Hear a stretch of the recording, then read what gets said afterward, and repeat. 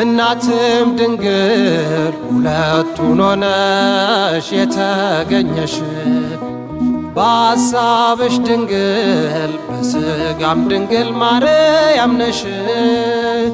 አንደበታችን ድንግል ሥራሽን ያመሰግናል።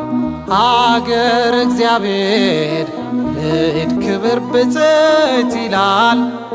እሳትነት ያለውን ፍም የተሸከምሽ እሳትነት ያለውን ፍም የተሸከምሽ የወርቅ ማዕተብ ድንግል አንቺ ነሽ። የተሰወረ መና ያለብሽ የወርቅ መሶበያ አንቺ ነሽ።